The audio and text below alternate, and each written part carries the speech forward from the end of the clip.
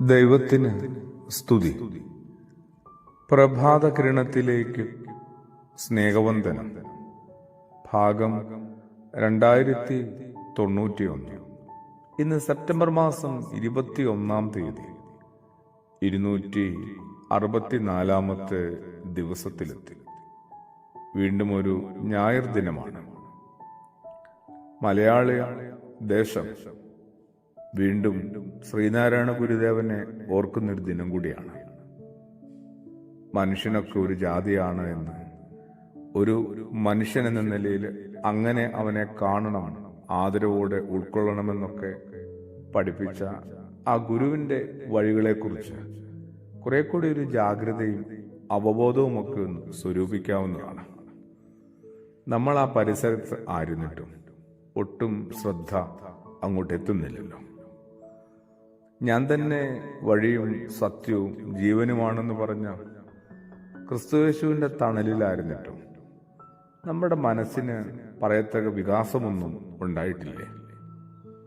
കുറെ കൂടി മനുഷ്യരെ പരസ്പരം ഉൾക്കൊള്ളാനും, ഒന്ന് കൈകൾ കോർത്തു പിടിക്കാനും, ഒരുമിച്ച് ചില ലക്ഷ്യങ്ങളിലേക്ക് നടന്നു നീങ്ങാനും നമ്മൾ എന്നാ ഇനി പ്രാപ്തരാകുന്നത്?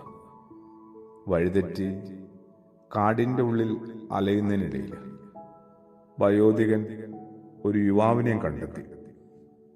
അയാളും കാടിനുള്ളിൽ നിന്ന് പുറത്തു കടക്കാനായിട്ട് വഴി കിട്ടാതെ, വഴിയറിയാതെ കുഴങ്ങുകയായിരുന്നു. വനത്തിൽ നിന്ന് പുറത്തു കടക്കാനുള്ള മാർഗം രണ്ടുപേരും പരസ്പരം ചോദിച്ചെങ്കിലും ആർക്കും ഉത്തരമില്ലായിരുന്നു. അപ്പോൾ ആ വൃദ്ധനായ മനുഷ്യൻ പറയുകയാണ്, ഞാൻ നടന്ന് പരാജയപ്പെട്ട കുറെ വഴികളുണ്ട്. പുറത്തു കിടക്കാനായിട്ട് ശ്രമിച്ചിട്ട് നടക്കാതെ പോയ ആ വഴികളൊക്കെ നിനക്ക് പറഞ്ഞുതരാം. അതുപോലെ ഇതിനോടകം നീയും നടന്നു നോക്കി പരാജയപ്പെട്ട കുറെ വഴികളുണ്ടാവും, അവ എന്നോടും പറയുക.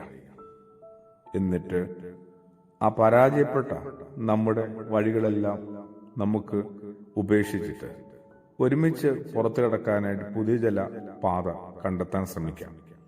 അങ്ങനെ ആകുമ്പോൾ ഒരാൾ നടന്ന് പരാജയപ്പെട്ട, പ്രയോജനം കിട്ടാതെ പോയ വഴികളിലൂടെ മറ്റൊരാൾ വീണ്ടും ശ്രമിച്ച് അയാളുടെ സമയവും ഊർജവും അയാളുടെ ഉത്സാഹവും വെറുതെ കളയേണ്ടതില്ലല്ലോ. കുറെ കൂടി വേഗത്തിൽ നമുക്ക് പുറത്തു കിടക്കാനായിട്ട് പുതിയൊരു വഴി കണ്ടെത്തുകയും ചെയ്യാം. മനുഷ്യർ കുറെ കൂടി ഒരു പരസ്പര ധാരണയിലെത്തിയിരുന്നില്ല. അതൊരു കുഞ്ഞ് കുടിലിനുള്ളിലുള്ള ആളുകൾ മുതൽ ഒരു സമുദായത്തിന്റെ ഉള്ളിലുള്ള ആളുകളും ഒരു ദേശത്തിന്റെ ഉള്ളിലുള്ള ആളുകളും കുറെ കൂടി കരങ്ങളൊന്ന് പരസ്പരം കോർത്തു പിടിക്കാനായിട്ട്, ഹൃദയങ്ങൾ തമ്മിലൊന്ന് കൂട്ടിച്ചേർക്കാനായിട്ട്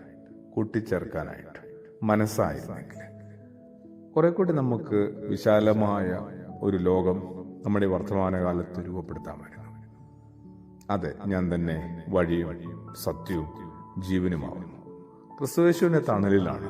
എന്നിട്ടും ആ യേശുവിനെ നമുക്ക് പിടുത്തം കിട്ടുന്നില്ലല്ലേ? പ്രാർത്ഥനയോടുകൂടി ആമേൻ.